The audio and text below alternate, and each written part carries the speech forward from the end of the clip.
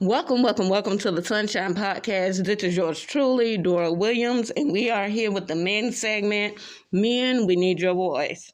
And we have, again, back with us, I have to say, I guess I could use the term back by popular demand, Pastor Antwon Nixon. We're going to bring him on. It is a pleasure to just have you once again to come and share to the men.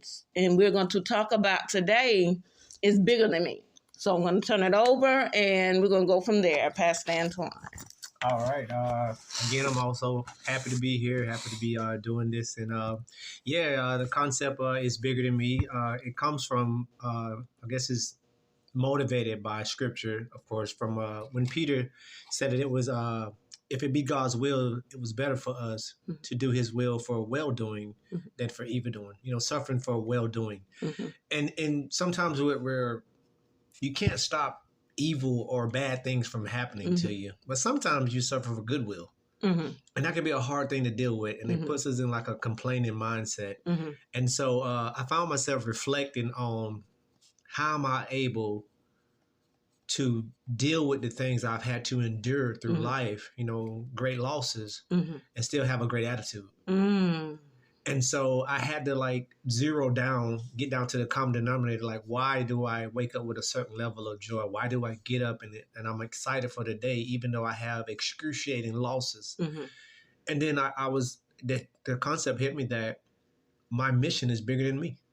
Wow. And so when I adopted that mindset that regardless of whatever it is that I'm going through, the purpose of the mission is bigger than me. It helped me to understand how Jesus could say, not my will, thy will be done. He was simply saying God's will was bigger than him. And so I think that's what Peter was trying to get us to actually understand and stop saying the devil did everything. There are some things that are just divinely orchestrated by God that you will go through. And Peter was saying that if it be so that it's God's will, it is better that we suffer for goodwill. And I was like, okay, I really don't have a reason to complain. Right. And so I stay focused on the mission. And so that led me into just saying, okay, well, what am I doing? What is the purpose? And then that led me to Romans, where Paul asks us to present ourselves by the mercies of God, to present ourselves, our body, a living sacrifice, holy and acceptable to God, which is our reasonable service. And so I focused in there on the presenting part, and I feel like I showed up, I'm present. So you have to present yourself is to actually show up as a sacrifice. Makes you question, why do you do what you do? When maybe to the undeserving. And that's what that concept means. You're giving of yourself to others and people, or your purpose and your mission that you may not even understand yourself. So that's where I got it from. It's something that motivates me. I can just repeat that to myself and say, it's bigger than me. So when I'm going through trials and tribulations or mentally I'm kind of worn down, I just say it's bigger than me. So it takes me out of it. I'm no longer in the equation. Wow. Whatever God's will is, it's always bigger than me. Wow. You just said, the very last thing you said, it takes me out of it. Right.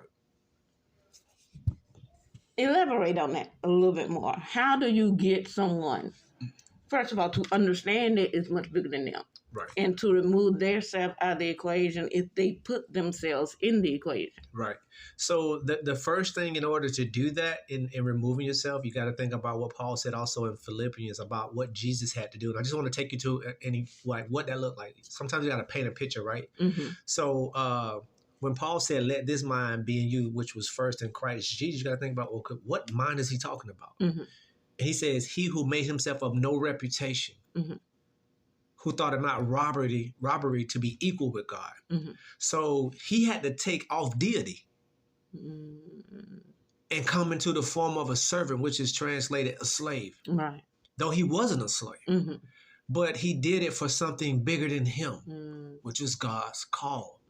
So to do that, you got to literally separate yourself from the environment or things that you're surrounded by. So for Jesus, it was deity. I got to separate myself from that. You know, so for me, it's separating myself from me, from how I see things, from how I think about things, and that there's a cause greater than how I see it. And I might not even understand it. But the moment I can separate myself from that, I no longer take that personal. So my attitude would always be good because, you know, it says everything, there's good and bad work together. Right. But I have to separate myself from taking that personal in order to receive it. That all things work together for good. I have to separate myself from that. So it's possible, but you got to let go of yourself, you know, remove yourself out of the equation. And then you can see like the whole will of this thing and see like, okay, there's a greater purpose for why I suffer or for why I go through some things. And that on the other side of that there's goodwill. And God, the Bible tells us to be not weary and well doing. So you don't want to get tired because you're going through some things and maybe people are not receiving it the way you would like. That way it calls you to stop your mission or stop the purpose and things like that you have going for you because you haven't seen no light yet. And you just feel like the whole tunnel going to be dark. But there's light at the end of the tunnel. Right. And so the purpose needs to be always, the mindset needs to always be about the mission. What is your mission? And stay on that. And as long as you know that that mission is bigger than anything that you're going through, you will always stay mission-minded. That's how you separate yourself. I'm not thinking about myself. I'm thinking about others. That's what a servant does. Right. Thinks about servanthood. So you remove your attitude, you remove yourself. So when you remove your attitude, you remove yourself. That's good. That's good. Now, when you speak of it's bigger than me, when we look at things that's much bigger than what the natural mind can handle, it brings about a fear almost. Yeah. That, okay, this is too big, this is bigger than me, I can't handle it. All right. How do we get not focus so much on, you know, not let fear take over, but just understand that we walk on that path. Right. You know, Yeah, so the thing about fear is something that you imagine it is. You make up fear. Wow. Fear doesn't exist. You make that up. Wow. Nothing exists but truth. That's it. That's the only thing that stands is truth. But you make up fear. So Paul gave it to us this way. He says, God hath not given us the spirit of fear, but a power, love, and a sound mind. Now, not just, notice that he added an attractive to it, which was a sound mind, which is a mind of intellect. Meaning that if I'm intellectual and I know how to utilize my mindset, then I know how to say, well, what am I actually fearing? Does this actually exist? Because we can blow things out of proportion and make things bigger than what they are. Right. But this thing, what I'm saying is that when I say it's bigger than me, I'm only talking about my mission and my purpose, nothing else. Because nothing else is bigger than that. Whatever's in the will of God. If it's not in his will for me to have fear, then I cannot make that bigger than what it is. Right. So I stay focused on what is the will of God for my life? What is my purpose? And so I cannot stop fear and things from like attacking me, evil doing. I cannot stop that. But I can rest in goodwill. That's good. Goodwill won't have me worrying if I know that what I'm doing is for a purpose. So fear does not actually exist. It only exists when you make it something. Otherwise, it's just a truth that you're living. Right. That's good. I'm trying to jot little stuff down. Go back to what you said at the beginning about the greater losses. Yeah. Because that's a powerful statement within itself. Yeah, you know, when I talk about greater losses, and I guess I'll be transparent here because I guess everybody don't know my story. But, you know, when I talk about great losses, for me personally, this is like I lost a child that was 11, you know, and that's an easy thing to do to take personal. That's an easy thing to do to complain, to cry about it, to, you know, fault God, you know, or fault yourself. Like, what did I do? I must be getting punished. But what I realized was I reflected on how was I able to take it with the attitude that I took it as. without placing any fault or any blame on anybody, just accepting it as life and continuing to go on. And so, though this has been nearly 8 years now, I realized that I did not allow that situation to be bigger than me. But what I did realize was that there was a purpose of it happening that was bigger than me. Right. And so when I focus more so on the purpose, and all life has purpose. Everything that God creates has purpose. Now, what we don't know is how much time it has. And so if all she had was 11 years, then that's all she had. I have to be able to let it go. Right. So that's the first thing, is if to have that kind of mind. When Paul was talking about let this mind be in you, he was saying let this example of the mind be in you. That you walk in that certain way, that you're able to let things go. So when you get into your crossroad, which is what Jesus did, he says, Lord, if it's possible. That means sometimes we can be praying and you think, well, your prayers don't get answered. God heard them, but if it didn't line up with his will, he can't be mad at him. Right. That's the time and way it was going to happen. So it was just wrapping my head around those things. And so I realized, stop making things bigger than what they are. You don't want to go around complaining about everything. You know, you want to be able to reason with stuff. Right. And so I was able to reason with the situation and not find fault, not even blame the doctors. You know, where I remember people was saying like, maybe I should sue the hospital for malpractice, right? Wow. Let's say I won. Don't bring my daughter back. Right. So that wasn't even worth it for me. Right. You know, she's gone. So nothing else after that, as far as trying to prove anything with right or wrong, was going to suffice for what I lost. That's a great loss. But I focus more so on what is the greater gain. What can I take from the life that she had lived? And how can I apply this into my own life and then live vicariously through her? Right. So that her life doesn't die. It continues to live on, continue to bring her up and speak her name and show forth the things that she was doing in life. So that's what I mean about great losses. You can get wrapped up in that stuff and go into mental depression. But what I realized is that I rose from it. My Lord. You know, I got stronger from it. I got better from it. I found more purpose from it. So I understand how those scriptures work when he says that all things work together for good. But here's the caveat to that. It says, to them that love God, who are called according to his purpose. You cannot leave out that last clause. That's it. Or you're not going to accept that everything in your life is literally working for your good, even though you're getting tried all the day long. You have to wake up with that kind of attitude. Right. So just by simply saying it's bigger than me, it's like I'm literally pumping myself up. I ain't expecting nobody to do it for me. And that helps me. Because I'm gonna have good days, up days, bad days, down days. But long as I put each day in its proper perspective, whatever it is that happens in this day, my mission is bigger than me. My purpose is bigger than me. I won't complain about it. Yeah, that's good. That's good. That is really helping me. It really, some men things really helping. And I love what you said.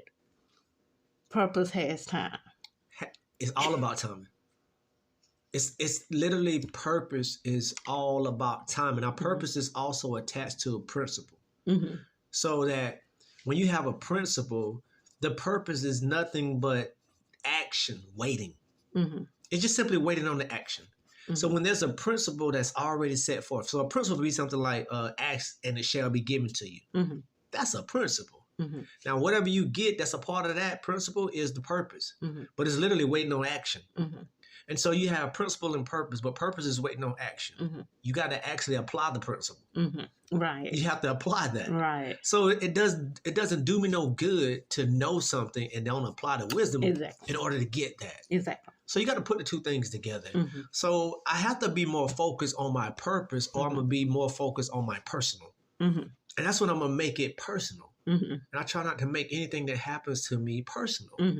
And try to, because as soon as I make it personal, I'm looking for blame. Right. I'm looking for fault.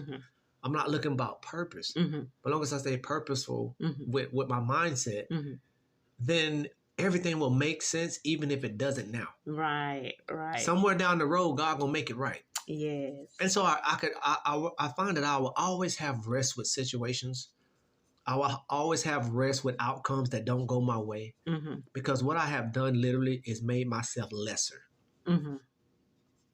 When Jesus made himself of no reputation, he made himself lesser but greater. And that's the thing you do. When you take off the deity, when you take off, everything that people will give you praise about, and you just kind of go through life, you're taking off that right there. But it didn't make him less of who he was. That was something he chose to do. Right. It was a certain attitude, and so I try to exemplify the same thing, because I feel like if it worked for him, right. And he had to go through all type of stuff here, but it was a choice he made. And then in the end, he persevered. Right. So I'm just looking at the end of the race, not what I'm in right now. Right. Just only at the end. This is good. This is really good, and I love what you said. Even if it doesn't now, even if I can't see it now, right. At the end is where we're trying to get to. Because we stay focused on where we're in now, we'll never reach. Right. You can get so caught up with your present that you can't even envision a better future for yourself. My God. Because of everything that's going on around you. But you have to know that these things are designed. Like there's forces going on all around us that's literally ready to take you out of your day, take you off. And so you have to already have a mindset to be prepared for that. That there's going to be things that go wrong in your life that's not going to go your way. You're not going to get all your outcomes. All your prayers is not going to go your way. But that don't mean stop praying. Right. That doesn't mean stop believing in God because it didn't go your way. You got to know that there's a will that's greater than yours. And that's what I mean by that. When I say it's bigger than me, his will is bigger than mine. He said his ways are not my ways. His thoughts are not my thoughts. So I'm literally reasoning with that by saying, okay, I would be wrong to think I'm going to get everything to go my way simply by living a certain life. So when Paul tells us to present our bodies a living sacrifice, he's simply saying you got to show up every day. Right. My Lord. You got to show up every day. He says that is your reasonable service, not only to God, but to yourself. Right. I make it a purpose and a point to show up every day for myself. Right. Because I owe it to myself. If the world is not going to care about how it treats me, I got to care about how I treat me. Exactly. And so I have to have a purpose about my life. I can't just be walking around here mundane with the kind of stuff that happened to me in my life. I cannot just be walking around just like allowing any kind of thoughts to come into my head. Right. I got too much stuff on me. And so in order for me to reason with that, I got to make sure that I lift myself up. Right. I got to look in that mirror every day and be proud of that. And present myself every single day as a living sacrifice for other people and give myself of that and not be waiting on handouts. Right. And saying, well, I done went through a lot. Man, somebody should be doing something for me. I ain't waiting on no human being to do nothing for me. Right. God has supplied all my needs. That's it. And then he'll supply so much that I can also supply others' needs. So the purpose is always bigger than me. You know what I'm saying? That the institution of something is always bigger than the individual. Right. So I always stay focused on the institution. What is the institution saying? Which is if it was a friendship, what is it saying about my friend? Right. How should I treat my friend? I don't want to ask my friend how to treat him or her. What does the relationship say? Right. And I abide by that. Those should be the ground rules. Right. This is good. I hate to even turn this loose, but it's just so good. It's pulling a lot of questions. And this here, it should have you thinking. It really should have you thinking and evaluating. Let go of your will and rest in, as he said, good will, which is God's will. And when you're in God's will, you have nothing to worry about. You don't even have to think hard about stuff. You just flow with God. You just flow with God. I think I better pause right here because we can be here all day with this, but I'm grateful for you coming back, sharing with us that it is bigger than me. And once we realize that, our life will be less complicated. Yes, I think the secret to like happiness or to living like a fulfilling life has to be able to put things in their proper perspective. Like life is really about nothing but balance. You have to know that life is about nothing but balance. You're not going to always be up. You're not going to always be down. Right. But you have to actually balance life out itself. And I believe that's the message that Peter was saying, that if it was God's will for you to suffer for well-doing, it was better than it was just evil attacking you. Right. Because you can't do nothing about what evil want to do. It's coming out like you don't have to look for that. You gotta find joy. Right. Like you gotta search that out. You ain't gotta look for evil. You don't have to look for wrongdoing. I mean, you can turn your TV on, turn the radio on, just wake up, and it's there. You know, it's there. So I think we just have to do a better job of putting life in its proper perspective. You know, and so for me, the term is bigger than me. Literally derived from that about why would I present myself as a sacrifice for people that don't even care about me. Wow. And when I ask myself that question, I reason with because it's bigger than you. Right. I don't know what their situation is, but if God said go to them, I got to go to them. Right. Whether I think they deserve it or not. It's like Jonah. Jonah did not want to go and help the Ninevites because his purpose was bigger than him. Right. And bigger than God at that time. But when he came to reason with God and his will, God was just simply trying to show him, what I have for you to do is bigger than how you feel about it. Right. And so when it comes to feeling, and you've heard me say this before, I don't think. You know, I just do. Right. That's the best mindset because you can talk yourself out of some stuff. Right. But there are some things that happen that you feel, but you can't see it. Right. And so, but you know that it's meant to be. Well, what are you going to do? You don't have all the evidence. You don't have nothing in your hand, but you feel it. The Bible calls that an unction. You know, what we call it in today's time, we say something told me. Right. But the Bible says that's an unction of the Holy Spirit. That's what that is. So that's what that is. And so when I feel that, it makes it easier. It cuts out a path for me. Right. And so I'm just acknowledging that, hey, you know, God got a great calling on your life and a purpose. But it ain't going to be easy. Right. You know, like he told Paul, he says, you're going to suffer for my name's sake. You know what that means? It was bigger than him. Which is when he complained about, Lord, remove this thorn 3 times. And the Lord said, my grace is sufficient. So we got to find places where we can rest. And I'll finish up with this, where I was trying to find out, where's the rest at? Where's the rest? So if you think about the word interesting, right? You know, INTERREST, right? Interesting. But if you replace it with ENTERESTING. Wow. You'll find more peace in your life, but you have to enter into that. Right. That should be interesting to you. My God. That should be interesting to you. Right. When you actually enter into rest. Wow. It's the most interesting thing about life, that you can actually enter into that. You got to get there. Like we have to get there. That's the mindset that Jesus had to have when him and God was talking. And he said, I need you to go and sacrifice yourself for them. He had to get into a rest place. Right. You want me to do what? And that's when he took off the deity. He said, you know what? I know who I am. Right. And I don't mind becoming lesser. He was not lesser. He just became lesser to do something for a greater cause. And so for me, I just want to make sure I dedicate my life to something greater than who I am by making my purpose bigger than me. This is good. This is good. This is good. I ain't going to even touch on that acronym you just said because I'm about to run out this room. But but this is good. Y'all understand that it's bigger than you. It's just as simple as that. Rest in goodwill. Right. God's will. Rest in goodwill. God's will. And your life will be better. Much better. You'll begin to see results. You'll begin to feel better about yourself. You won't be around here stressed out, aggravated, none of that stuff when you're resting in goodwill. Yes. God's will. Yes. We're going to cut it off here, but be sure to join us next time for Men We Need Your Voice.